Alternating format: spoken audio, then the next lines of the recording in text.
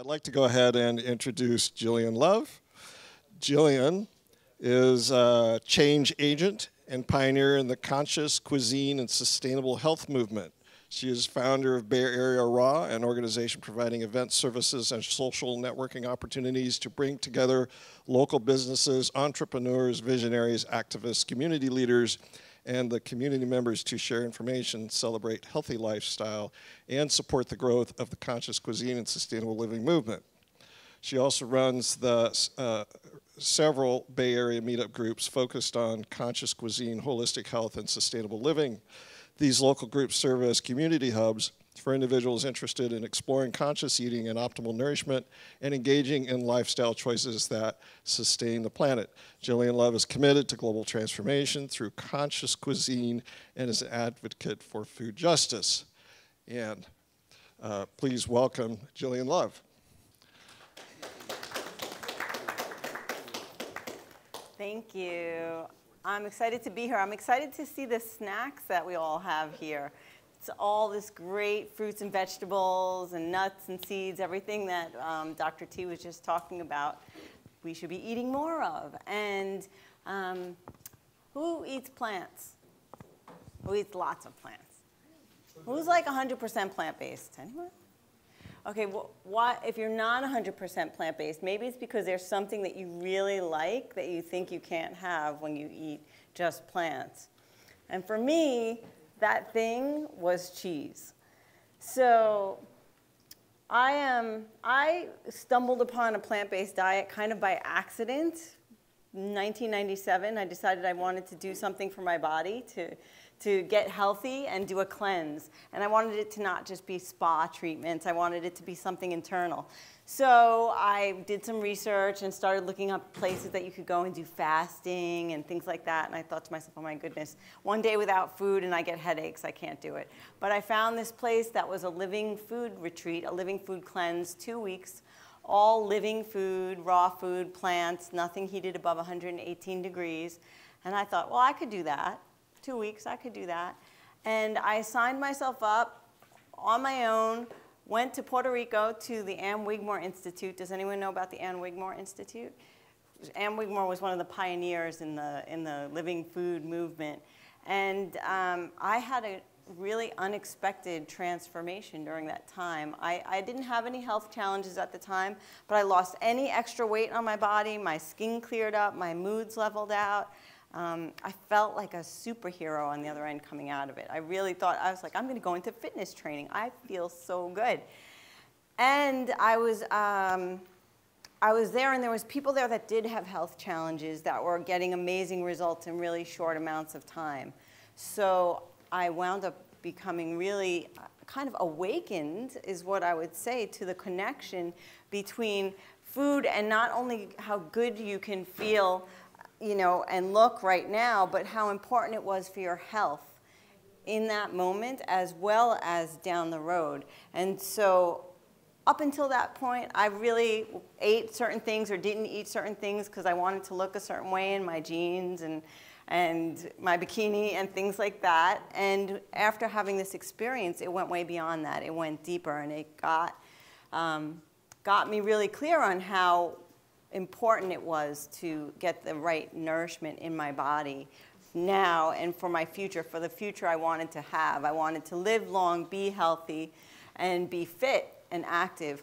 And so I changed my diet at that time. I came out of that having done all raw food, and no one was doing that at the time. I was living in New York City, and I came back and basically picked up any book I could get. At that time, I bought every book off the shelf at Barnes & Noble that came out. There was no Amazon yet. So I was doing that. Anyone who came through, I went and volunteered to take workshops with them. And I experimented and put things back into my diet that I had been eating before and felt what it felt like. And I had a whole different level to calibrate to, because what I thought was feeling good was really down here to how good I felt when I changed my diet and started eating nutrient-dense, plant-based, really clean, healthy food, right? All organic. At that time, organic wasn't even a big issue, but it became more of an issue as the years went on, right, as we know. And so it's more and more important now to really watch what we eat. It's always been important, but now the food system is such a mess with so many chemicals, pesticides, artificial colors, artificial flavors, processed foods. All of this, you know, and that's some of it, right? All of this is really working to our detriment if we're not paying attention to what we're putting in our body. So it's more and more important now for our health to pay attention. And it's also really important, we're coming to learn, for the health of the planet to make the right food choices. So our individual health, but whether we're here as a species at all, is going to make a big difference on what we're choosing to eat individually and then as a mass.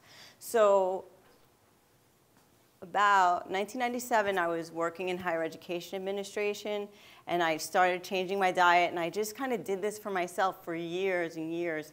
And I was kind of that fringy girl that always would go into a restaurant and be like, well, what's in that? I don't want that and that. And I would go to my friends' dinner parties, and they'd know, oh, she's the one that eats only salad.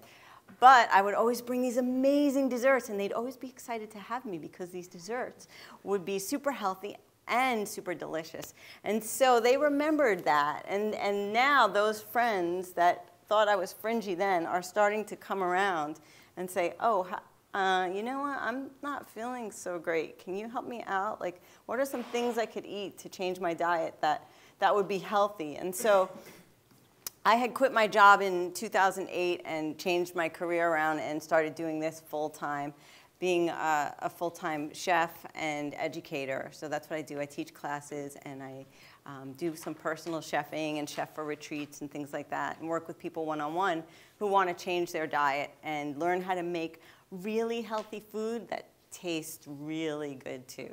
So that's my goal. That's what I'm up to right now.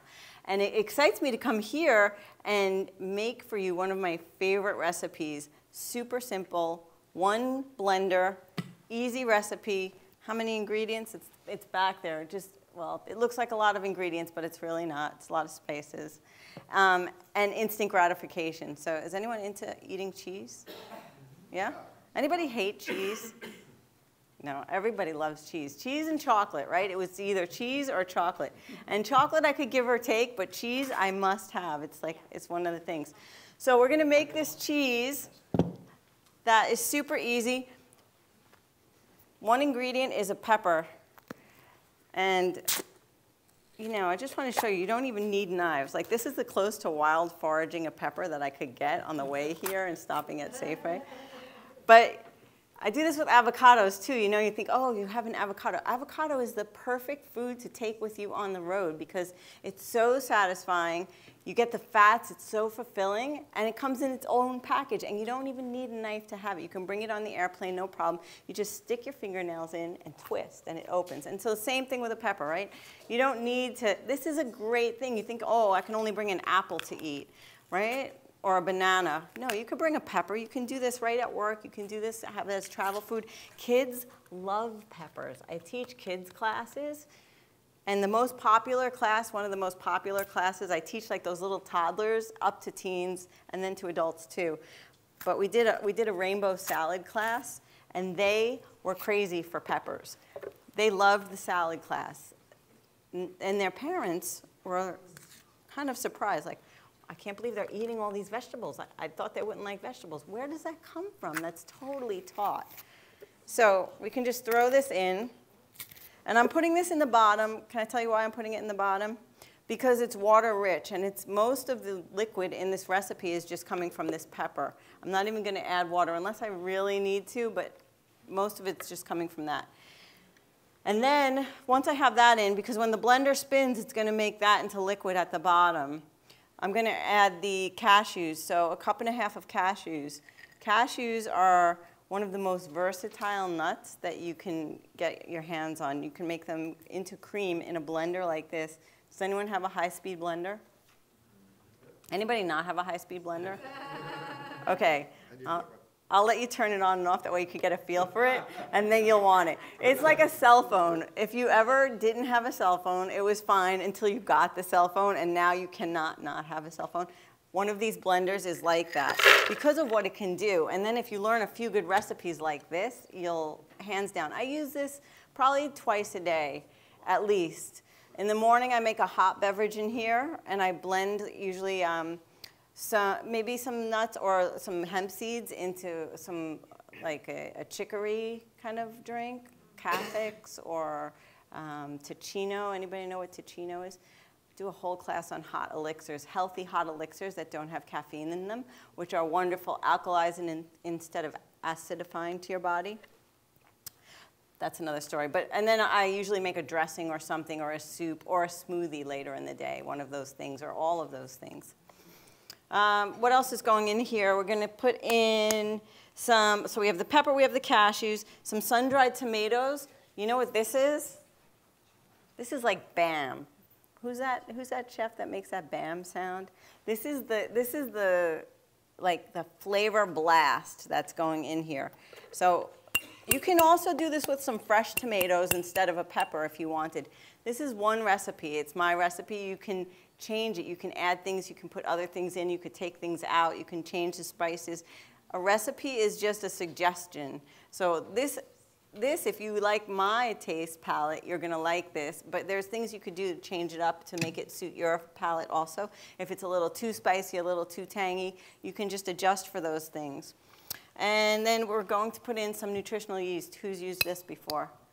Also known as like the cheese for hippie popcorn, right? It's cheesy. It makes things taste cheesy. And high in B vitamins also, which is nice. And we have, what, about a quarter cup going in here? Is that what that says behind me? Are you all awake? Yes. Yeah, we're awake. Oh, you can't see it? You've got the glasses on though. Okay, so a quarter cup. This is one of the coolest measuring devices. Have you ever seen this before? Yeah. It's really cool because you can set it to any amount that you want, and then you just pop it out. So I'm setting it right now to a quarter cup. And then I'm going to pour this in. What is that again? Nutritional yeast. See, I can do like that. It's easy. And, you know, I'll send this around if you want to smell it. No, I'm not going to let you smell it. It tastes better than it smells, believe me, but it's so good. It's one of those things that if you like it, you put it on everything, on your avocados, on your salad, on your popcorn, in your cheese. We're also putting in some miso. So miso is another thing that makes things taste cheesy. Why? Who's had miso before? Miso, salty, tangy, fermented. Cheese is traditionally fermented. So to get that fermented flavor, I add some of this and the salt. So cheese is usually pretty salty. So about 2 tablespoons. So there's 1, there's 2. It's not an exact science. If it's a little bit more, a little bit less, it's okay. But I know that's probably exactly right because I've been doing this a long time. Okay. What else is going in here? A little bit of apple cider vinegar, teaspoon. So apple cider vinegar also has a little bit of that ferment, a little bit of that tanginess. So I want this, that's going to make this like a sharp cheddar, more sharp. If you want it less sharp, don't put this in, put a little less miso, you could do that. You could use lemon juice also if you didn't want to use apple cider vinegar. Apple cider vinegar is alkalizing instead of acidifying to your body. So this is actually a healthy vinegar. Some people have this daily, like a tablespoon of this and some water to alkalize your system first thing in the morning, much better than a cup of coffee for you. Also, a little bit of salt, so a teaspoon of salt. But what I have today is I have an onion salt, so I'm going to not put in that much salt because this has salt in it. So how much onion's going in there? A teaspoon of onion powder. So I figure I'm going to put in about twice as much of this. Make it really flavorful. Does anyone like flavor here? Who prefers bland? Okay, good. I don't do bland very well. So we'll put this in, and then I'm going to taste it and see how salty it is. So instead of the salt, that's why I'm doing that. What else is going in here? Some smoked paprika or chipotle. I really like these 2 things. Has anyone had them? You don't like it? I just don't like the smoked flavor because it's not natural. You have to learn to like it. Yeah. If you make it smoked chipotle, I will not eat it. If you make it spicy, I will eat it. You're not going to eat it, but that means the rest, everyone else getting a little bit more because I'm putting a little bit of the smoked paprika. I put smoked anything in it. I don't get it. It's good flavor. Am I being boycotted? Do we not want the smoked? All right, I'll keep the smoked on the side. You can add it yourself. But It's okay. You can ignore my existence. am I accommodating or what? Well, the fact is, I am going to put it in because you know why? The one that you're trying today is not the one that I'm making right now. Not that I'm saying that there's already some made because that would ruin the surprise. But it's possible that that might be what's happening.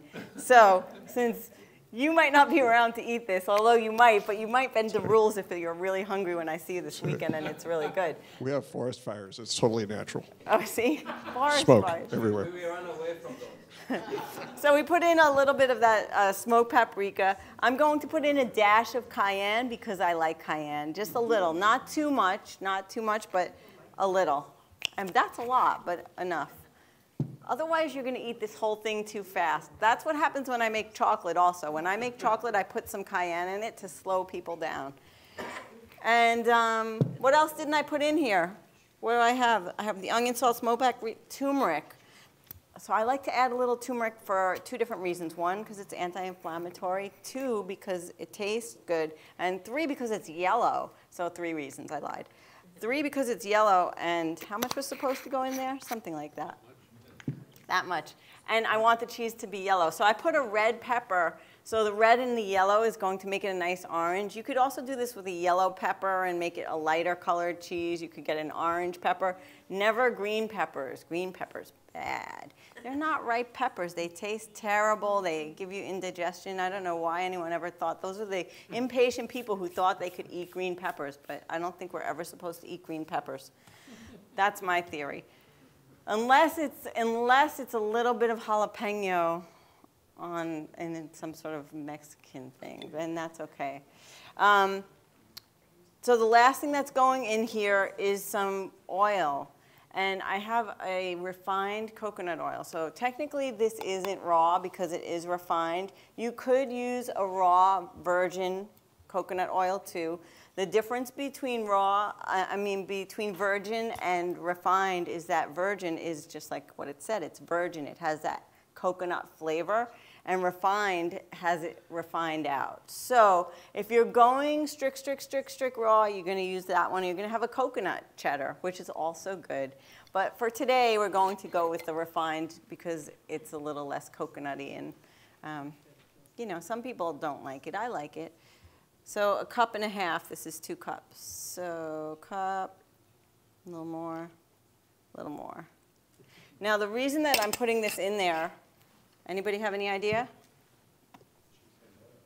Cheese has oil in it, so for flavor, for texture, for fat, and also because, yes. So I was holding this very close to me the whole time because I had it in my very warm car on the way over here in the 90-degree heat, and it melted, which is what I wanted to be able to use it. But once it goes above below 72 degrees, it becomes hard. So my cheese, I want it to firm up a little bit. So this is what is going to have the cheese do that. So yes, strategies, right? Okay. Come on. All right. Now, you always want to put your hand on the lid. Here, put your hand here. This is very important. Even though the lid locks, even though you think it's on, even though there's not much in there, always put your hand on the lid because the day that you don't will be the day that you blow blueberries all over your ceiling. Okay, go ahead. Feel that power? Kids love doing this, too. Kids, they have so much power when they turn on. Now, you can turn it up. I like the variable speed because you can bring it up slowly, go all the way.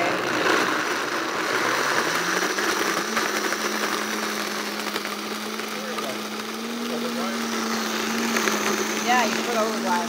Yeah. This is the most exciting part. I know. Don't worry. It's happening. Now I know it's working because I can see the little spiral on the inside. That means everything's going through.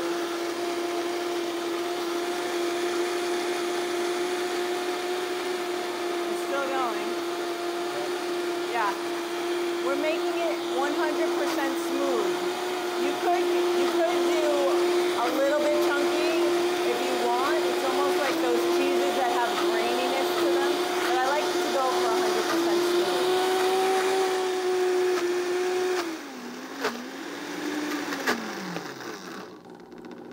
Now, it does heat it up when you run it a lot, If right? you run it too long, it will heat it up. Yeah. So you have to be careful. This is so powerful. You can actually cook your soups in here. And if you were going to make cooked soups, this is a good place to do it because everything stays all in. It's really nice. I'm going to just scrape down the edges a little bit because there's a little bit of miso that got stuck on the edge. And we'll give it a tiny little bit more.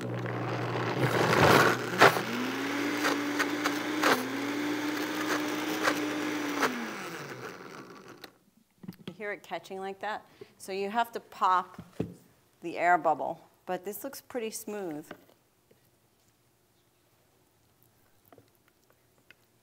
Okay, I'm going to taste it now and just see.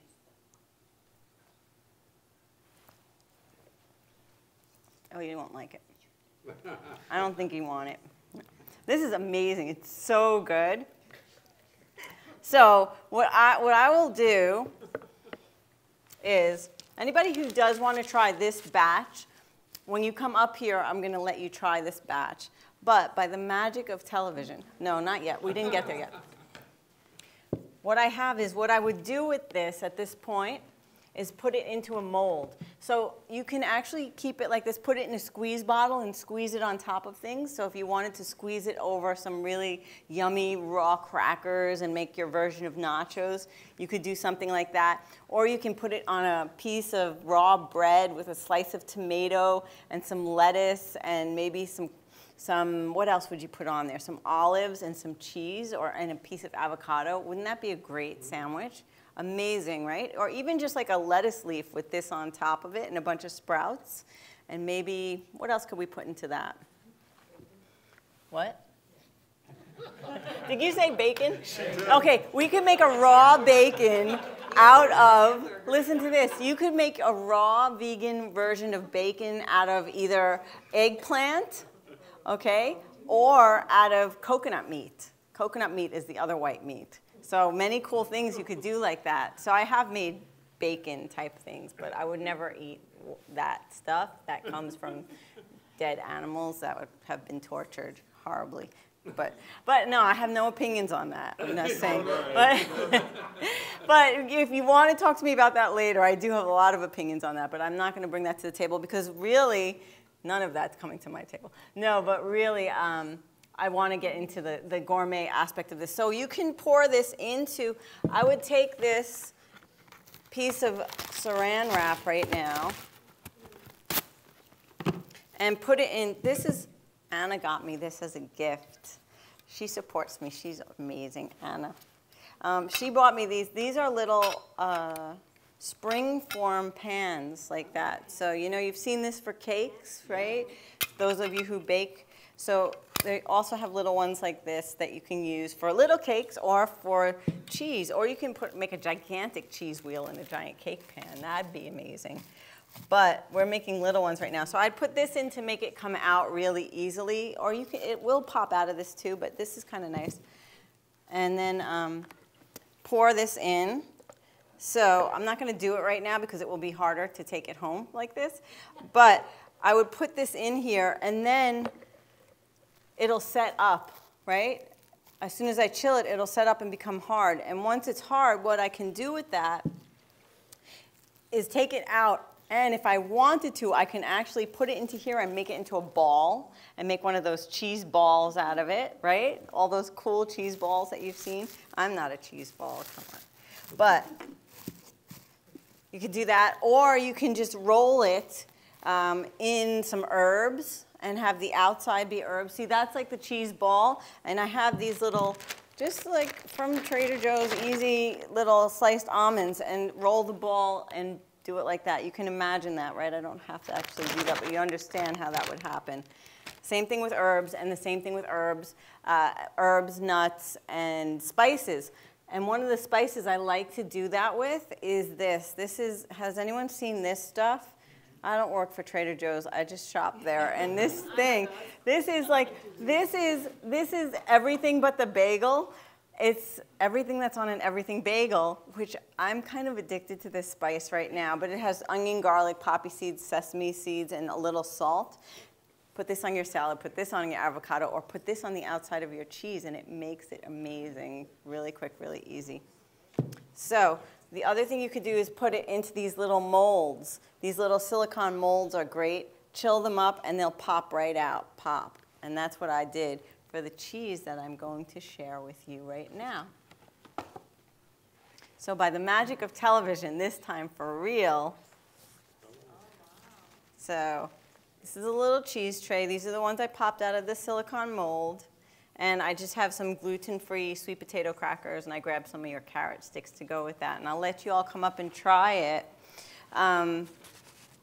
If you're interested in finding out more about how to make delicious food, or want to talk about changing your diet, or if you're running any events and you're looking for a chef, reach out to me. I have a retreat coming up, which is November 2nd through 9th, which is a week of living raw food at a beautiful hot springs in Nevada. And it's just a lovely way to kind of relax, rejuvenate, love up your body, and learn some new skills, and kind of connect with like-minded community to get healthy. Yep. If you want to stay away from nightshades, you'd have to. I didn't think so. Doesn't sound like it. There we go. If you wanted to stay away from nightshades, you wouldn't put the pepper maybe and the tomatoes in. Mm-hmm.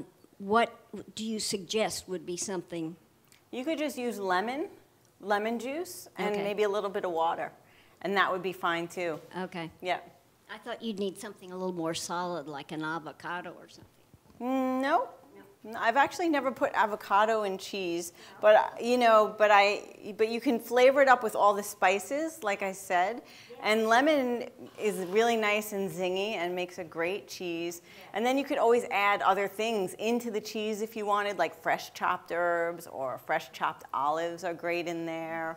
Or even some, if you weren't really, you can do maybe even some blueberries in there, dried blueberries to get that blue effect, or get really creative. Even some acai powder would make it look like, kind of like when you have a Merlot infused cheddar, something like that. Yeah. Mm-hmm.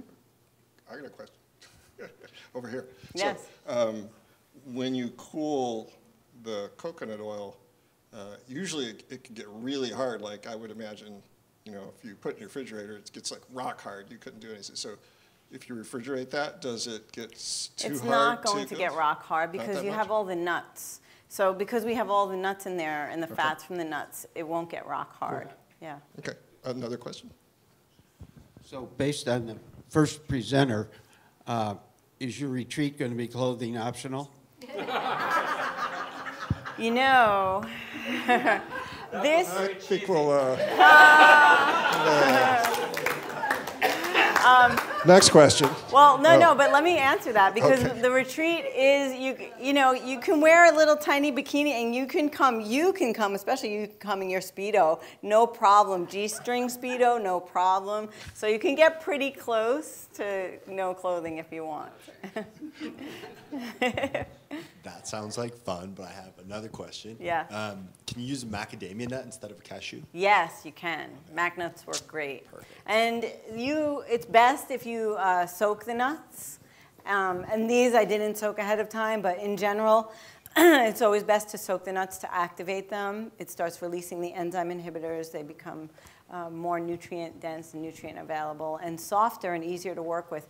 And especially if you're using a traditional blender, you're going to definitely want to soak them, because it won't have the power to blend them as creamy as this. Use raw ones instead of roasted. Raw, always raw instead of roasted. We never do roasted nuts, like Dr. T said. They're usually rancid. And you can also use seeds if you wanted. sunflower seeds have a really distinct flavor, so it's a way different cheese with sunflower seeds, but you could do seeds or you could do a seed cashew kind of half-half, and that works pretty well to kind of preserve this flavor. But for this particular flavor, you want to do a mac nut or a cashew for sure. Yeah. Any other questions? All right. Well, with that, thank you very much. Let's give Jillian a hand. You're welcome to come up and try. And come up and taste the product here we've got. Oh.